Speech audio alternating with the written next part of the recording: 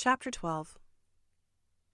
In consequence of an agreement between the sisters, Elizabeth wrote the next morning to their mother to beg that the carriage might be sent for them in the course of the day. But Mrs. Bennet, who had calculated on her daughters remaining at Netherfield till the following Tuesday, which would exactly finish Jane's week, could not bring herself to receive them with pleasure before. Her answer, therefore, was not propitious, at least not to Elizabeth's wishes, for she was impatient to get home. Mrs. Bennet sent them word that they could not possibly have the carriage before Tuesday, and in her postscript it was added that if Mr. Bingley and his sister pressed them to stay longer, she could spare them very well.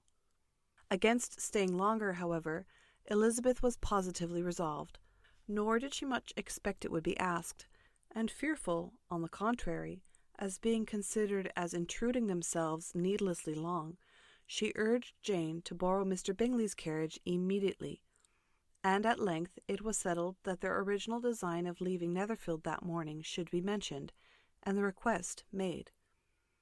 Their communication excited many professions of concern, and enough was said of wishing them to stay at least till the following day to work on Jane, and till the morrow their going was deferred. Miss Bingley was then sorry that she had proposed the delay, for her jealousy and dislike of one sister much exceeded her affection for the other. The master of the house heard with real sorrow that they were to go so soon, and repeatedly tried to persuade Miss Bennet that it would not be safe for her, that she was not enough recovered, but Jane was firm where she felt herself to be right. To Mr. Darcy it was welcome intelligence. Elizabeth had been at Netherfield long enough. She attracted him more than he liked, and Miss Bingley was uncivil to her, and more teasing than usual to himself.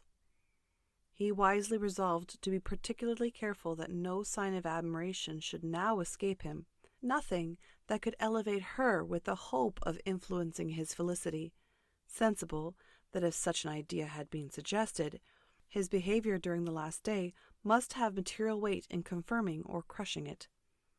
Steady to his purpose, he scarcely spoke 10 words to her through the whole of Saturday, and though they were at one time left by themselves for half an hour, he adhered most conscientiously to his book, and would not even look at her.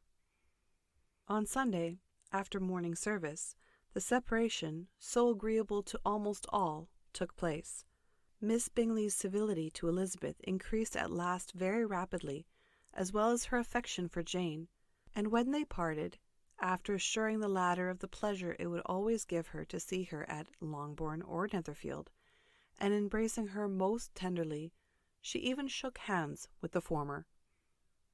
Elizabeth took leave of the whole party in the liveliest of spirits. They were not welcomed home very cordially by their mother. Mrs. Bennet wondered at their coming, and thought them very wrong to give so much trouble, and was sure Jane would have caught cold again. But their father, though very laconic in his expressions of pleasure, was really glad to see them. He had felt their importance in the family circle. The evening conversation, when they were all assembled, had lost much of its animation, and almost all its sense by the absence of Jane and Elizabeth. They found Mary, as usual, deep in the study of thorough base and human nature, and had some extracts to admire, and some new observations of threadbare morality to listen to. Catherine and Lydia had information for them of a different sort. Much had been done, and much had been said in the regiment since the preceding Wednesday. Several of the officers had dined lately with their uncle. A private had been flogged, and it had actually been hinted that Colonel Forster was going to be married.